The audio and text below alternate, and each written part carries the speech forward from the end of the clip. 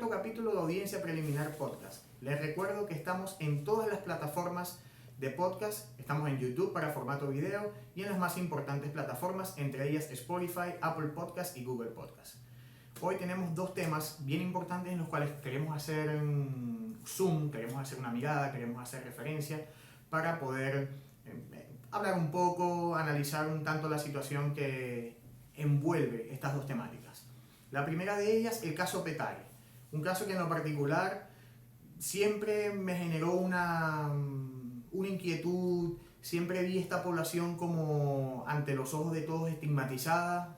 Viví un tiempo en Caracas y al llegar siempre, digamos, de repente lo primero que ves es como este tema de los cerros y eso de entrada genera como un cierto choque y genera que sea una población que ha vivido siempre vista como apartada, como muy distinta a lo demás o como una especie de espacio ingobernable. En eso hay un tanto de razón, en tanto y en cuanto que el Estado venezolano progresivamente ha perdido presencia, ha perdido control, ha perdido entrada de sus instituciones a estos espacios. Recientemente quedó de manifiesto esta pugna que existe entre estos dos sujetos, entre estas dos personas que están o se encuentran al borde de la norma, el gusano, que quería dominar un territorio denominado José Félix Rivas, y el Wilexis. Estas dos personas emulan lo que significa para el sistema penitenciario un pranato. Este sería un pranato, pero en un espacio, digamos, en una población, en un lugar, en un barrio, en un lugar, digamos, habitado, no confinado como centro penitenciario. Sé que Petare es mucho más que esto. De hecho, hay varias tesis que han realizado en la UCAP, en otras instituciones, que hablan de esa valía de la gente, de que sobre todo lo que más nos va a lograr salvar como sociedad es lo que como venezolanos representa para nosotros la creatividad, la inventiva, nuestra autoestima que pueda ser levantada y recuperada en algún momento. Pero ahora esto es una realidad. Dos sujetos controlan o quieren controlar a través de la violencia un sector donde viven actualmente más de 412.000 personas, según el último censo en Venezuela, más o menos casi la misma cantidad de gente que vive en Miami, por ejemplo, cuya población es de 417.000 personas, según los últimos censos también de la zona.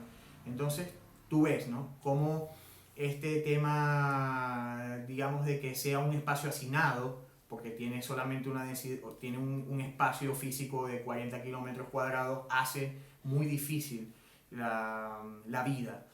Y por lo tanto sabemos que desde el año 2002 en adelante se ha venido perdiendo progresivamente la capacidad institucional y estos son lugares olvidados a su suerte, dejados a la buena de Dios prácticamente, y lo que ha ocasionado es que una serie de delincuentes se hagan con estos espacios. Entonces, de verdad que hay mucho por hacer, sobre todo es un tema para reflexionar ampliamente. De verdad que acá tenemos el tiempo un poco medido, pero sí es importante pensar por qué el Estado abandona estos lugares, por qué la gente es dejada a manos de la violencia, cómo es posible vivir así.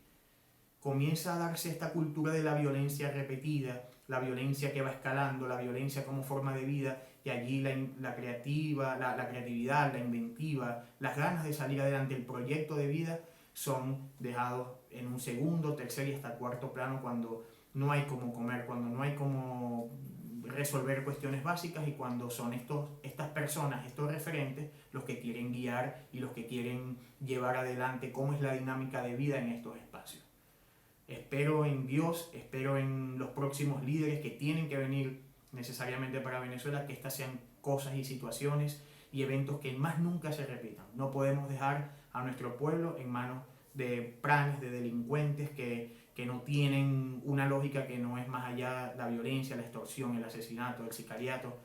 Bastante complicado que casi 500.000 de personas estén viviendo en una situación como la que estamos describiendo. El segundo tema, y está relacionado, es la vulnerabilidad, la indefensión del funcionariado público que hace vida, en este caso, en el caso venezolano, en otros distintos países, pero en sistemas tan vulnerables como los sistemas de seguridad, como los centros penitenciarios. Terminan los funcionarios estando prácticamente arrodillados a la misma situación.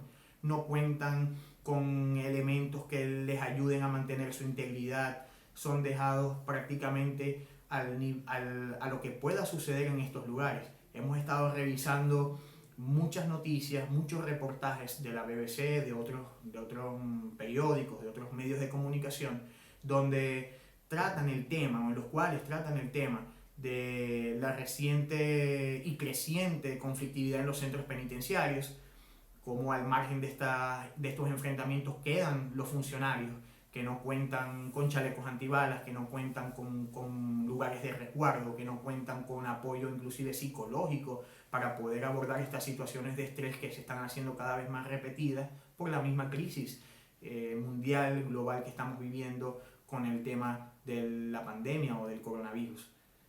Los funcionarios además están expuestos porque muchas veces son mal pagados, muchas veces los esquemas salariales para estas instituciones como cuerpos de policía, centros penitenciarios, lugares donde se tienen a personas con algunas patologías psiquiátricas, otros espacios, lugares de cuidado para niños o para jóvenes que están al margen del núcleo familiar.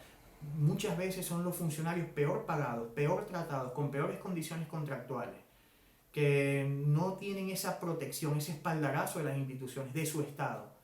Allí una reflexión muy importante, muy apremiante para que situaciones como esta sean abordadas, porque son funcionarios que están, como es un término que hemos estado escuchando mucho en este contexto, están en la primera línea, están lidiando con la crisis, están día a día frente a lo que pudiéramos considerar olvidados, porque muchas veces en estos lugares son depositadas allí las personas.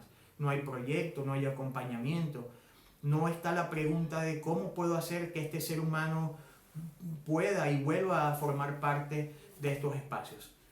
¿Cómo puedo hacer para que este ser humano sea bien atendido, sea reincorporado, sea aceptado, vuelva a ser parte de esa noción del nosotros colectivo que va hacia un proyecto siempre de superación? Entonces allí quedan preguntas, quedan cuestionamientos. Te invito a que puedas dejar tus comentarios, a que propongas temas, a que entre todos podamos responder estas preguntas y hacer planteamientos que puedan llegar hasta inclusive las instancias de toma de decisiones. Hasta aquí esta cuarta entrega de Audiencia Preliminar Podcast. Los invito a suscribirse, a comentar. Estamos en YouTube, estamos en Spotify, estamos en Apple Podcast, en Google Podcast, y les agradezco todo el apoyo que hemos recibido, los suscriptores que hoy tenemos, que hace varias semanas no teníamos ni siquiera un suscriptor. Hoy hemos ido avanzando, está la cuenta de Instagram, visiten por allí también, y bueno, nos vemos en una próxima oportunidad. Muchas gracias.